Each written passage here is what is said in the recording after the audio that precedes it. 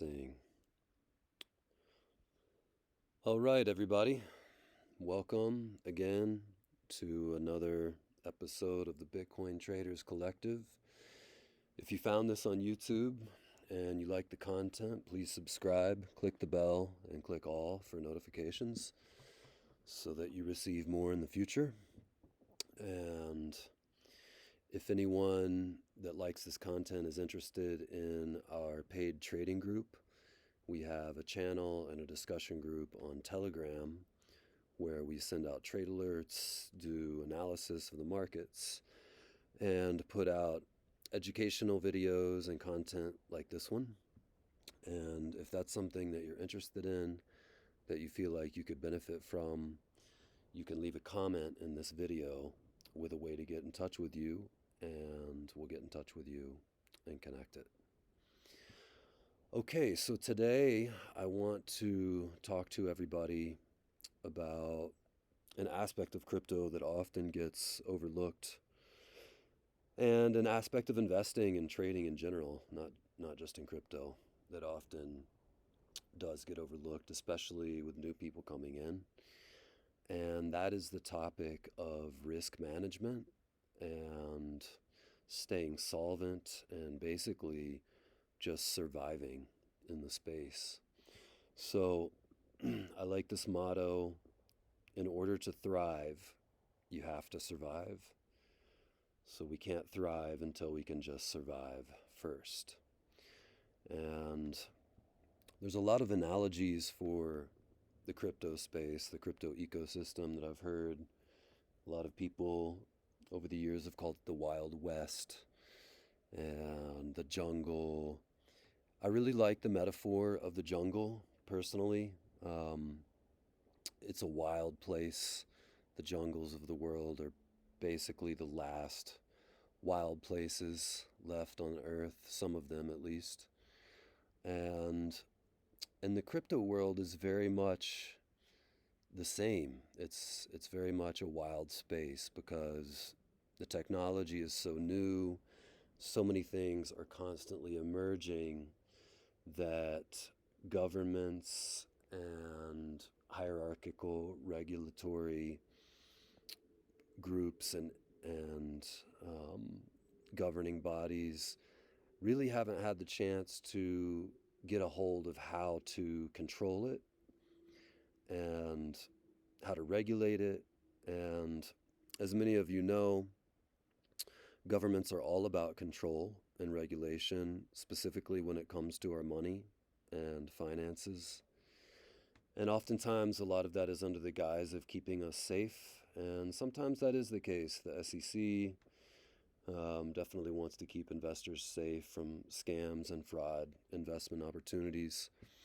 However, the other side of that coin, the flip side of that, is that often it's not about keeping us safe. It's about just keeping control over what's happening in the financial world.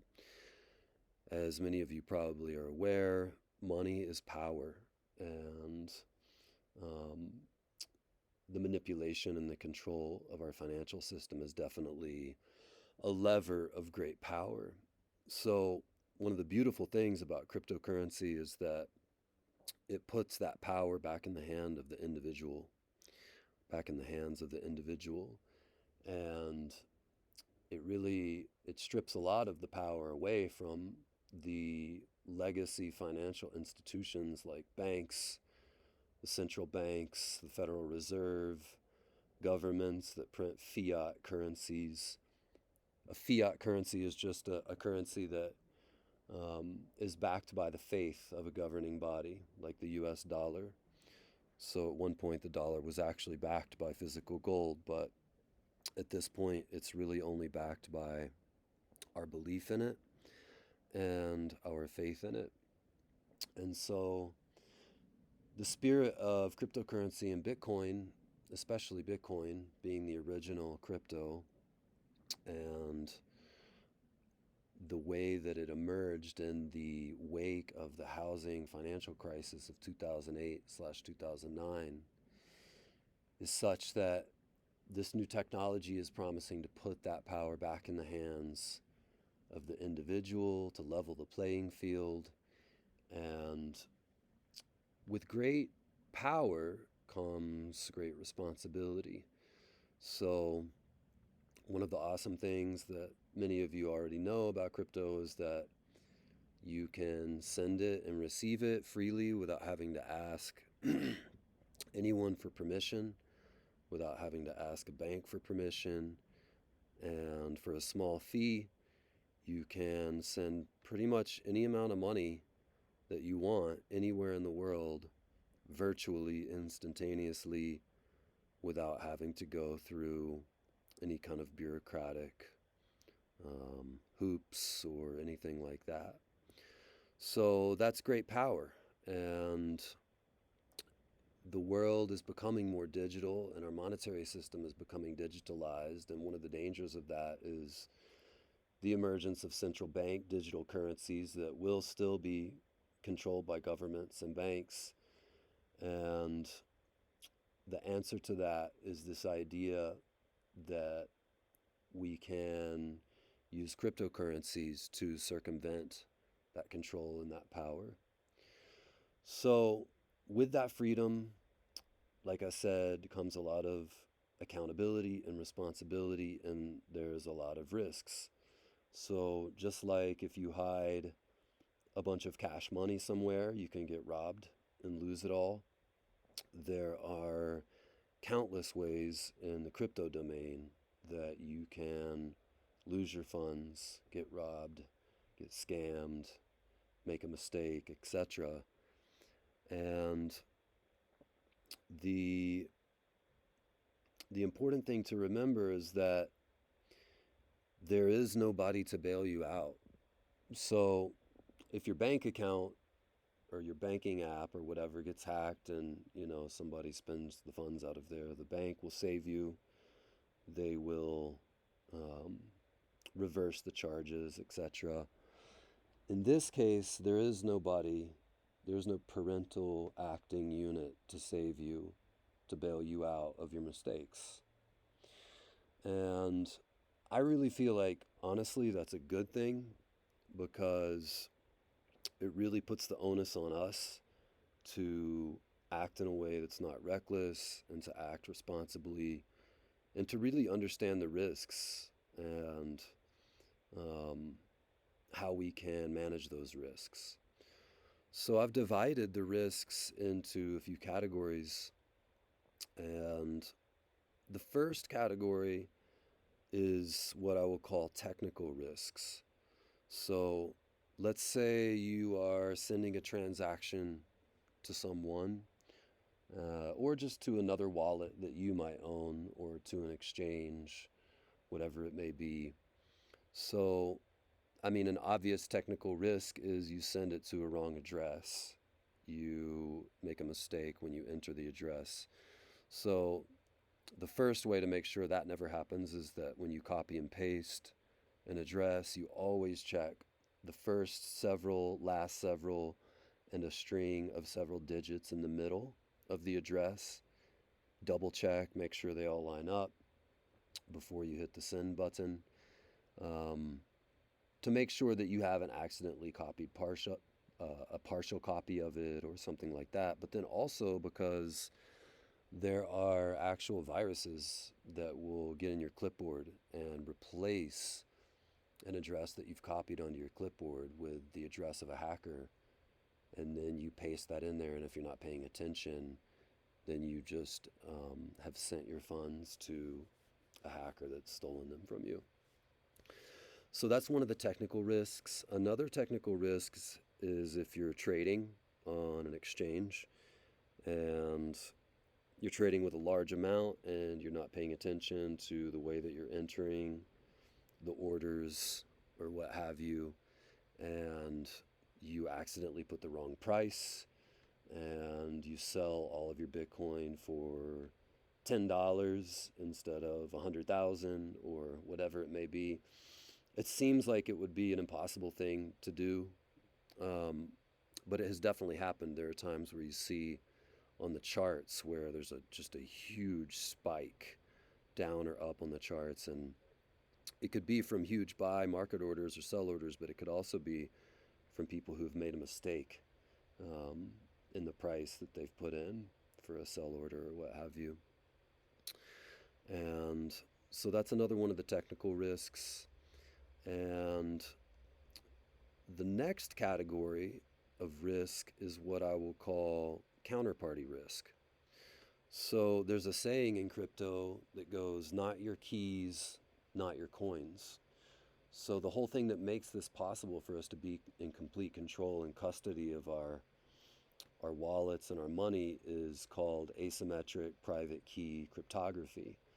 And so every address has a private key. Many of you know that as your seed phrase.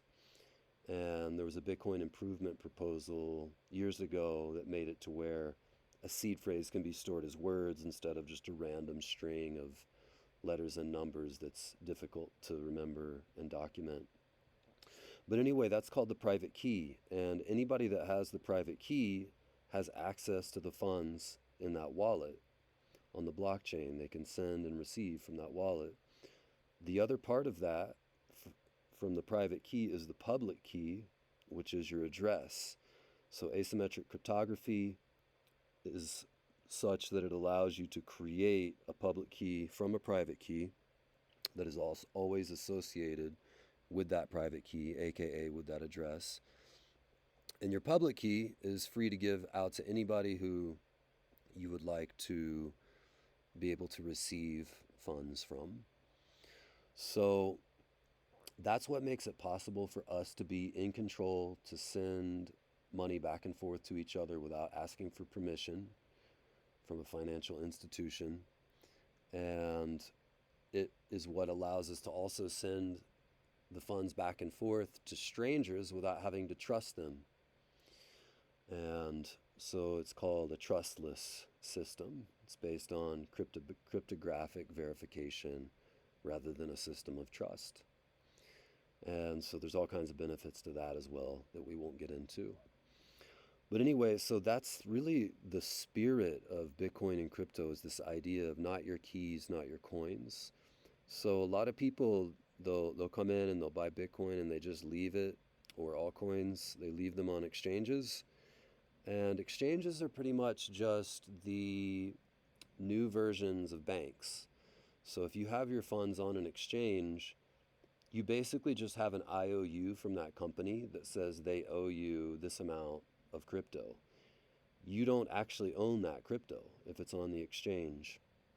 A lot of people that have been in the space since pre-2017 time remember all of the hacks that used to happen on exchanges, where hackers would come in and basically unload all or most of the funds on an exchange, and the customers would lose their accounts as well. And this still happens sometimes. It's happened recently in some of the Asian exchanges. It's gotten better than it used to be, but it's always a counterparty risk. And so that IOU of what the exchange owes you doesn't mean anything really if they get hacked and lose the ability to honor that IOU. So in that spirit, you're not keeping your crypto in your own custody. You're not really taking advantage of what the technology has to offer. So that's a great counterparty risk. Another level of that counterparty risk is just your own individual account getting hacked on an exchange. That happens all the time with SIM card swapping through cell phone providers to get access to two-factor authentication apps like Google Authenticator and Authy. If you use a YubiKey or a physical device to log in, that definitely helps you, but it certainly doesn't make you completely immune. So it's really good to understand the counterparty risks of exchanges and to know that if you're going to trade, it's good to have just a very small portion of your overall crypto account on exchanges for trading.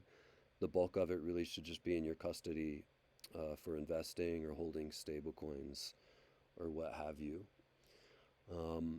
Another dynamic of counterparty risk is the new and emerging ecosystem of DeFi, or decentralized finance. So platforms like Uniswap and a lot of these other decentralized exchanges offer the ability to provide liquidity so that the automated market maker system can swap tokens for people from their own wallets. And so there has to be liquidity pools for those swaps to happen. And so people with funds that are just sitting on the side can provide that liquidity in the form of ETH, USDC, wrapped Bitcoin, or whatever, if it's on Ethereum, and get paid in fees from the protocol, from Uniswap, if that's the protocol, or another one, and then also get paid interest in order to be a liquidity provider. But another thing that people must remember is if you do provide liquidity, then you are also in another dimension of counterparty risk. So if that smart contract where you're providing liquidity to gets hacked and emptied out of millions and millions of dollars, which happens all the time, then you lose everything that you've put into that smart contract. So at first glance, it may seem like a fantastic idea. Yeah, I'm going to put all of my USDC into a liquidity pool so I can gain 12% APY on it. Well, yeah, that is a good interest rate. But at the same time, you need to understand the risk that if that smart contract is hacked, then you could lose it all. And this happens all the time. We see news headlines pretty much every month of DeFi protocols that get hacked and emptied out. So really important to know that risk. There's other new and emerging platforms like token sets. Token sets is actually another DeFi protocol where you deposit some ETH into their smart contracts, and as collateral and as a return for that collateral of that ETH you're depositing, they hold it and you receive their tokens that they're issuing, their ERC20 tokens that represent trading sets of active traders who are trading alts against BTC or BTC against stablecoins, etc. And so at first glance, that as well seems like a fantastic way to amplify your gains, increase your profits, especially if you're not an experienced trader. However, the flip side of that is that you are trusting that smart contract to hold your ether and trusting that someday you'll be able to claim your funds back from your token sets. So again, this is a trustless based technology and ecosystem that puts the power back in the hands of the individual. But if we put too much trust in something that we don't understand fully yet, then we can really get burned through that. Another element of that is sending funds to wallets that are online. So that gets us into another topic of the risk vectors. And that is the differentiation between what I will call hot wallets and cold wallets. So a hot wallet is any wallet that's connected online, MetaMask, a browser wallet in Brave or Chrome, wallets on your smartphone that you've downloaded as apps, and wallets even on exchanges. All of those are called hot wallets because they're directly connected to the internet and very easily accessible by you through the internet, which also means potentially very accessible by other people as well. And so if you are new to crypto, I really encourage you to do a deep dive on hard wallets versus or hot wallets versus cold storage. Cold storage is when you store your private keys, aka your funds, on a wallet that is not connected to the internet. So a hardware wallet like a Ledger or a Trezor, or a paper wallet that you've created, a private key that you've created and you've hidden somewhere that has no access to the internet ever. These are the most secure ways to store your funds, or just memorizing your wallet in your brain. You can actually just travel around with your wallet in your mind anywhere in the world and recover it as long as you don't forget your seed phrase. So, hot wallets versus cold wallets. So, literally yesterday there was a news headline about $1 million MetaMask hack and somebody losing $1 million worth of funds on a MetaMask wallet. Well, that was because that is the kind of wallet that's really easy to get into and tamper with if somebody hacks into your computer or your smartphone, etc. So if that person had had those funds on a hardware wallet, then it would have been virtually impossible for that hacker to steal that $1 million. And so this happens all the time. And if you understand the difference between cold storage and what makes it so much more secure than hot storage, we'll call it, then you've really eliminated that risk. Now, some of the other risks that I'll go into are just the risks of investment and trading, but I think that that's going to be a different video. I had intended to do it all in this video, but I want to keep the videos fairly short, and the trading and investing side of risk management is really a world in and of itself, and yeah, very much kind of deserves its own time.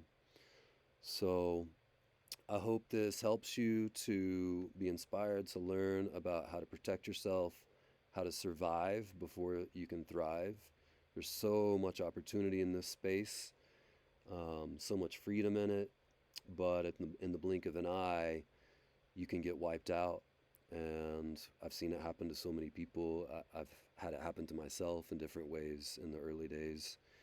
And I really hope this video helps anybody watching to learn from the mistakes of others and to stay solvent in the space so that you can realize all of the beautiful benefits and abundance that this emerging ecosystem of cryptocurrency can bring to you. Okay, everybody, thanks a lot for listening. Until next time, bye-bye.